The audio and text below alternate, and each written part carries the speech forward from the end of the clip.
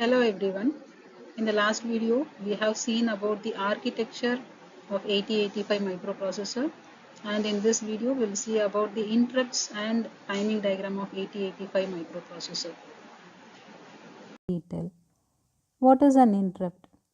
Interrupt literally means disturbance. So, interrupts are the signals generated by the external devices in order to request the microprocessor to perform a specific task. The interrupt signals will be sent by the external device whenever they are in need of the service of the microprocessor. So, when the microprocessor receives the interrupt signal, it will send one interrupt acknowledge to the corresponding device and it will check the priority of the interrupt. If the priority is higher, the microprocessor will suspend its current operation and it will go to service the interrupt. But if the priority is lower, then the microprocessor will complete its present operation and then it will go and service the interrupt. Classification of the interrupts of 8085 processor. The interrupts of 8085 processor can be classified in three different ways. One is hardware and software interrupts. The second one is maskable and non-maskable interrupts. And the third one is vectored and non-vectored interrupts. So now let us see about these classification in detail. The first classification is hardware and software interrupts. The device which interrupt through the hardware pins of 8085 processor, they are called as hardware interrupts. There are 5 hardware interrupts in 8085 processor. As we know, TRAP, RST 7.5, RST 5.5, RST 6.5 and INTR, out of which TRAP has the highest priority and INTR has the lowest priority. The software interrupts are nothing but they are software instructions. They are the commands given to the processor through a program. There are 8 software interrupts starting from RST 0, 1, 2, 3 up to 7. So there are 8 software interrupts in 8085 processor. This diagram shows the hardware interrupt structure of 8085. In this diagram, we can see the 5 hardware interrupts of 8085 microprocessor, and in the top we can see RST 7.5, which is an edge triggered interrupt. The second one is RST 6.5, which is a level triggered interrupt. The next one is RST 5.5, which is also a level triggered interrupt. Then followed by TRAP. TRAP is an edge triggered interrupt. Finally, INTR, it is a level triggered interrupt. So finally we can see the vector addresses generated by each interrupt. So we'll see about this vector address in the next section.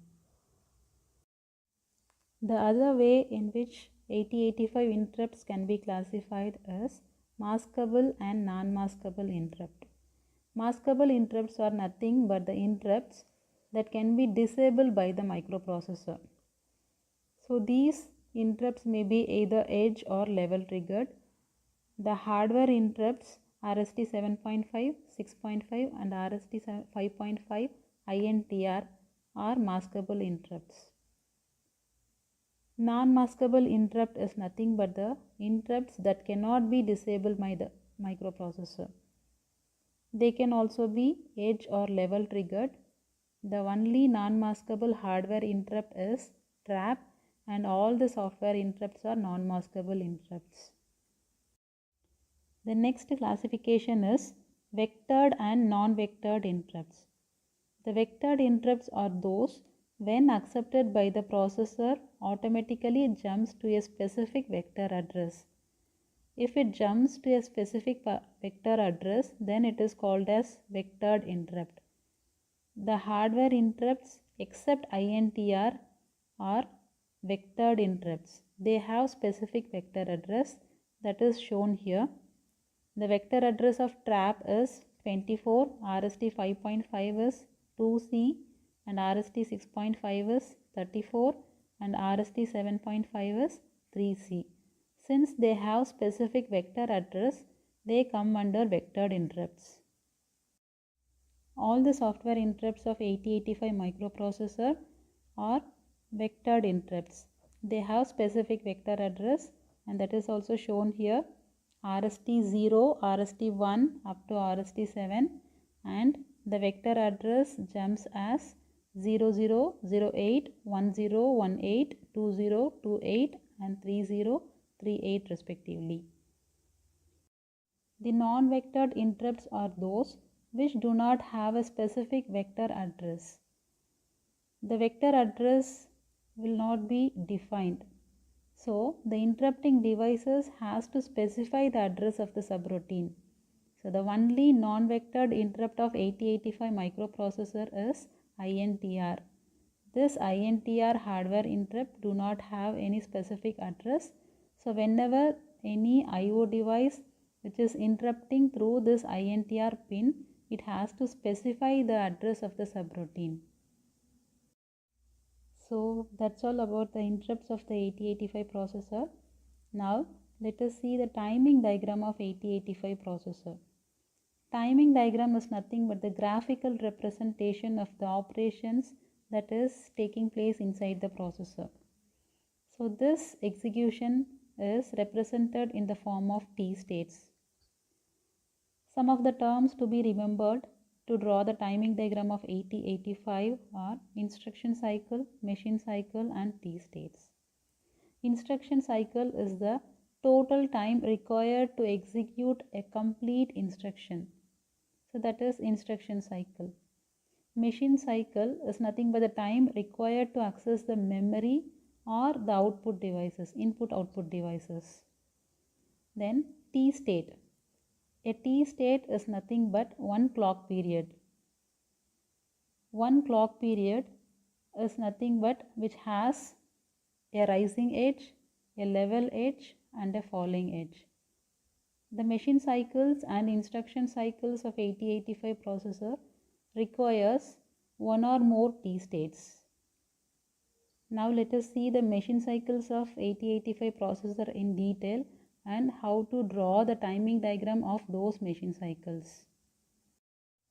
There are 7 machine cycles in 8085 microprocessors, namely opcode fetch machine cycle, memory read machine cycle, memory write machine cycle, IO read machine cycle, IO write machine cycle, interrupt acknowledge machine cycle and bus idle machine cycle. This opcode fetch machine cycle requires 4 T states. The memory read, memory write, IO read and IO write machine cycles require 3 T states. Interrupt acknowledge machine cycle requires either 12 T states or 18 T states depending upon the instruction through which the interrupt is accepted, and the bus idle machine cycle requires 2 T states. Let us see the timing diagram of these machine cycles in the following sections. This is the timing diagram of opcode fetch machine cycle with 4 T states. The diagram shows 4 clock pulses which is considered as T1, T2, T3 and T4.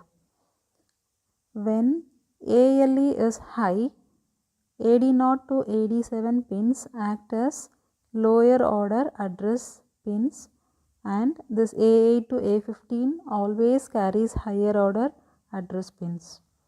When ALE becomes low, automatically this AD0 to AD7 changes to D0 to D7 and it holds the opcode from the memory.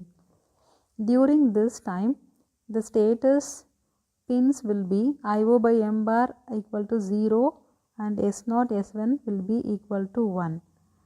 Since this is a read operation, the read bar pin is used and the read bar pin is made low during T2 and T3 whenever the processor performs read operation. So this is the timing diagram of opcode fetch machine cycle. The next machine cycle is the memory read machine cycle, which requires 3 T states. This machine cycle is similar to opcode fetch machine cycle since both the opcode and the data is to be read only from the memory. So here again during T1 ALE is made high to make this AD0 to AD7 to pin to operate as A0 to A7, and A8 to A15 always carries the higher order address, and when ALE signal goes low, AD0 to AD7 pin will act as D0 to D7 pin and it will fetch the data from memory. So during this time IO by M bar S1 S0 will be equal to 0 1 0. Here also read bar pin is used because it is read operation. This read bar pin is made low during T2 and T3 whenever the data is read from the memory. The next one is memory write machine cycle. So here we need write operation.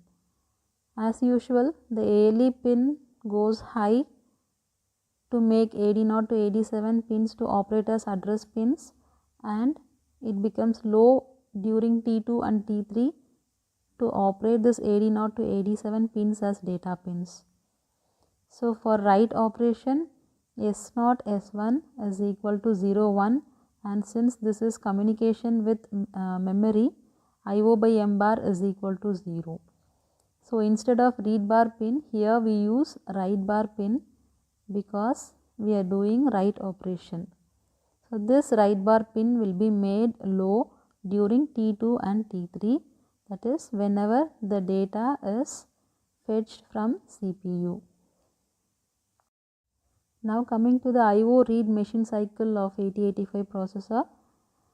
Since then we have been seeing about the memory related operation. Now this is IO related operation.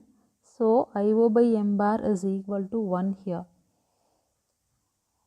The operations performed by ALE, A8 to A15, AD0 to AD7 are as usual like memory operation, and here it is read machine cycle. So we are using read bar pin which is made low during T2 and T3, and for read operation as we know S0 S1 will be equal to 1 0. The next machine cycle of 8085 processor is IO write machine cycle, which also requires 3 T states. Since this is IO related operation, IO by M bar is equal to 1, and since it is write operation, S0 S1 is equal to 0 1. So when you see the diagram, again this ALE is made high to make AD0 to A7 pin to act as address pins, and it is made low during T2 and T3 so that AD0 to AD7 pins acts as data pins. A8 to A15 they always carry the higher order address. Here IO by M bar S1 S0 is equal to 1 0 1, and here write bar pin is used because this is write operation, and this write bar pin is made low during T2 and T3 whenever write operation is performed by D0 to D7 pin. The interrupt acknowledge cycle always accompanies with the interrupt instructions. So the timing diagram of the interrupt acknowledge pin depends upon the instruction along with which interrupt is generated, and the bus idle machine cycle is nothing but a straight line. So no need to explain about the bus idle machine cycle. So coming to the conclusion, 8085 is an 8-bit processor and it is the first accepted processor. We have seen about the pin configuration of 8085 processor, architecture of 8085 processor, interrupts of 8085 processor, and how to draw the timing diagram of the machine cycles of 8085 microprocessor. I think this video would have helped you in understanding the basic concepts of microprocessor, especially 8085 microprocessor, and thanks for watching this video. Thank you once again.